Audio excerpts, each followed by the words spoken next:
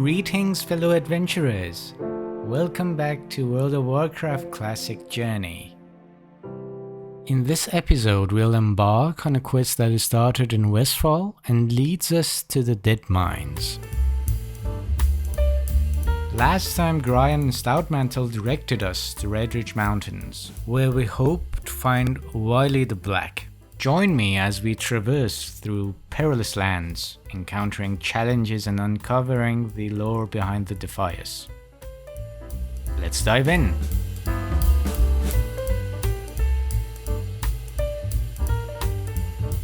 First, let's chat about Redridge Mountains, a place with pretty views and some not so pretty problems, especially when you're playing as an Alliance player.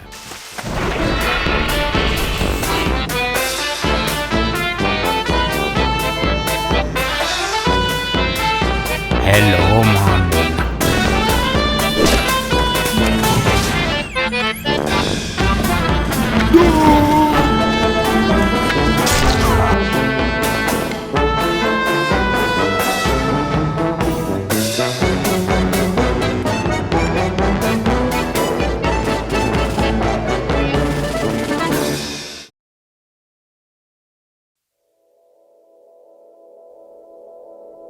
Long ago, Redridge Mountains was like a pretty picture in the Eastern Kingdoms.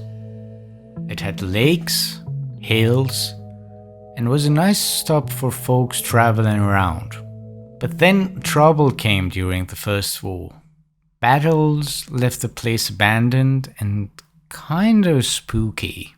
Now, a long time ago, after a massive conflict called the War of the Ancients, powerful and dangerous demon soul created by Deathwing found its hiding spot under the Redridge Mountains.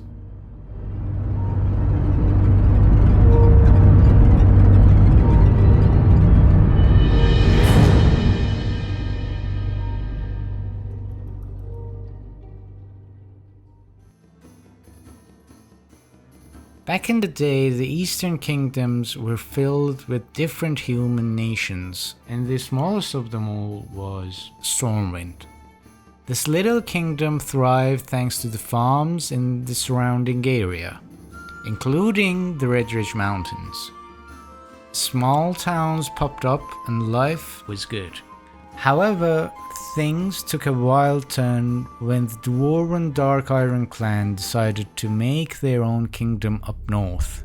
They summoned the Fire Lord Ragnaros, who caused chaos by creating Blackrock Mountain. The northern part of Redridge turned into a sad, ash-covered place that never fully recovered. Stormwind humans continued to rule southern parts of Redridge, but then came the First War and the Orcish horde showed up, causing all sort of trouble. The humans had to pack their bags and leave, but they eventually came back to reclaim the lands. Yet the orcs from the Blackrock and Blacktooth Grin clans, now known as the Dark Horde, didn't make it easy. They haunted Lakeshire from their stronghold in Blackrock Mountain. Later on, the orcs joined forces with a not-so-friendly human warlock and his gang of gnolls called Shadowhide. Together, they took control of the eastern side of Redridge, even capturing the human castle Stonewatch Keep. The region is still a hotspot for conflict, and the folks in Redridge are calling for help. But more on that later. Now back to the Defias Brotherhood's questline. At Lakeshire, we finally find Wiley. Engaging in a conversation, we learn about the Defias Brotherhood's motives and the role they play in the unfolding narrative. The plot thickens as Wiley unveils secrets that tie Westfall to the heart of the Brotherhood's operations. Stoutmantle. Some nerve sending a total stranger to discuss the Defias gang. Once you saved my life and now you put it in great peril. But I owe you. The Defias Brotherhood is larger than you think. Every mine from Westfall to Elven Forest is under their control. Kobolds and gnolls have been enlisted to do their dirty work. They have goblins crafting metal monsters to place in the Westfall fields to prey on the superstitions of the local residents. They have a vast underground network built, bigger than you know, Stoutmantle, from Booty Bay right to Stonewind Keep.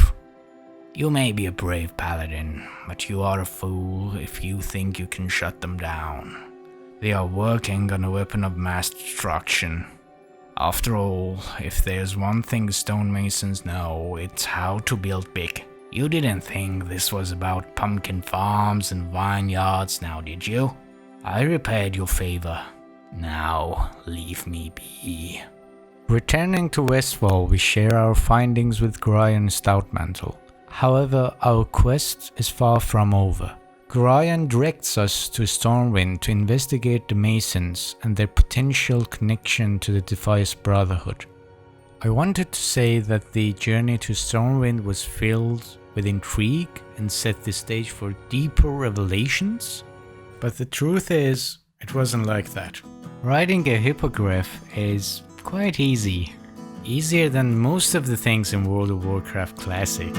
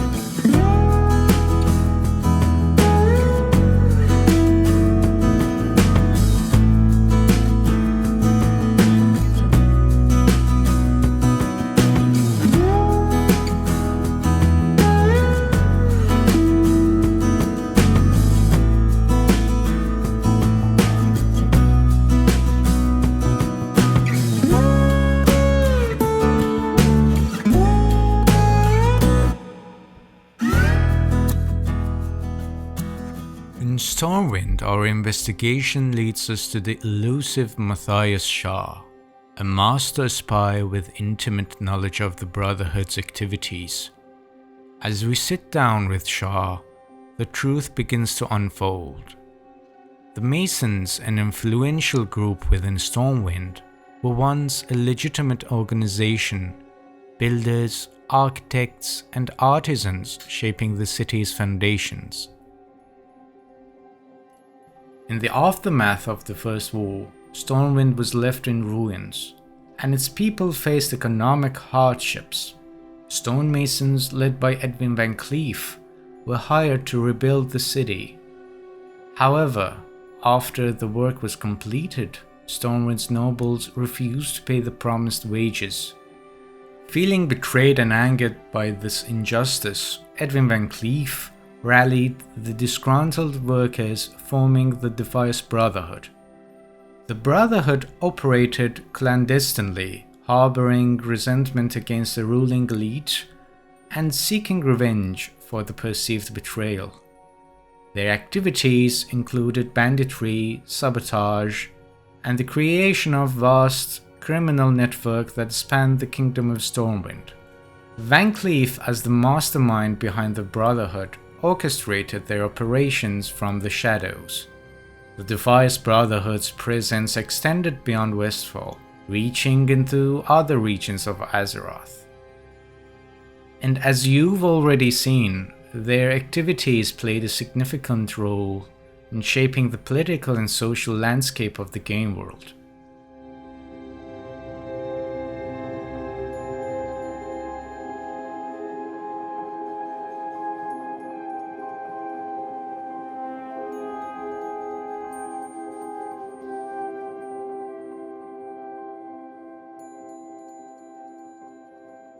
Now, I want to talk about a character that was somehow related to the Brotherhood, and that is Tiffin Wrynn, the Queen of Stormwind. Tiffin was married to Varian Wrynn, in that time the future king of Stormwind, and their union was intended to strengthen alliances and foster peace within the kingdom.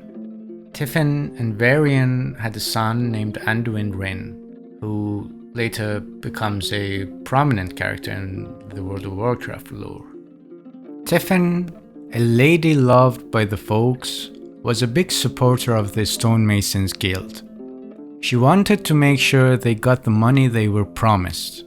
Her compassion and dedication were unwavering, and she became a beacon of hope for the citizens. When the Stonemasons rioted, Tiffin courageously stepped in to calm the situation. Tragically, in the chaos, a thrown rock took Tiffin's life.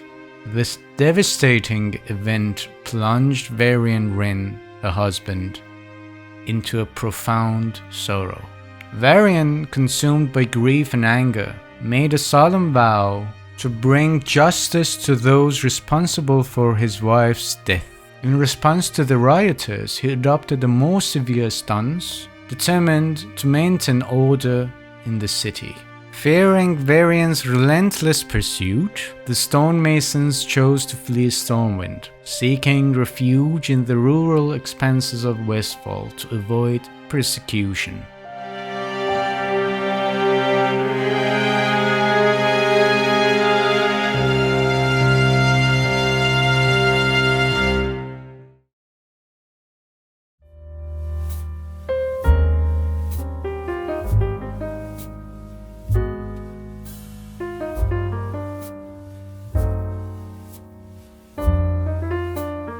Having the information shared with Gryan, he tells us that we need to find the Defias messenger. After killing him, we find a mysterious message. Black nails. The sea awaits us. We need your supplies from the north. Strip everything. Every railroad pike, every water pocket. We need metal. The shipment is due from BB, but long overdue. Come through for me, Black Nails. Send your supplies directly to the barn this time. No time to squander. Now, this is a firm proof that Van Cleef is in charge. From now on, we should find out where the Defias gang is hiding out. Now, another things happened while we were gone. A thief was caught trying to steal something from Saldine's farm. He's struck a deal to lead us straight to the Defias hideout in exchange for his life.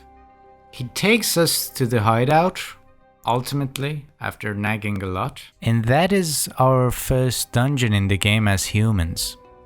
Our last objective in this questline is to kill Edwin Van Cleef in the Deadmines.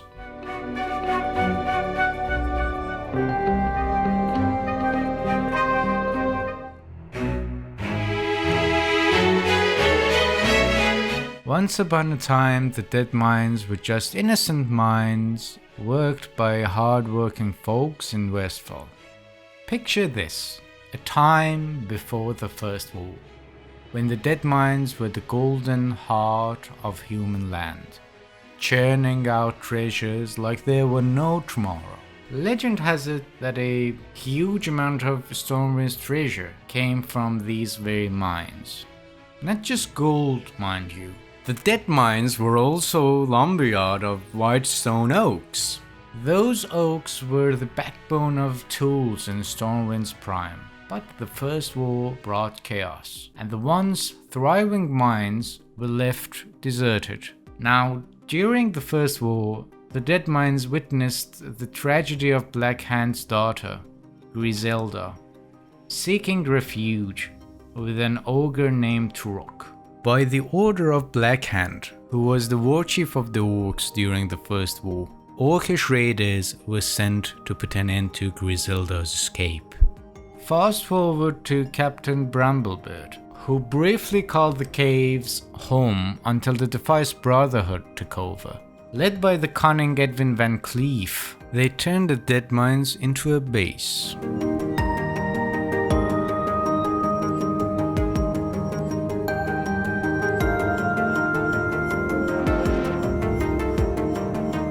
And so, me hearties, as we brace for the final storm in the Deadmines, let these tales of gold, betrayal, and battles past add a layer of mystique to our adventure. Thank you for watching. May our blades be true and the loot legendary.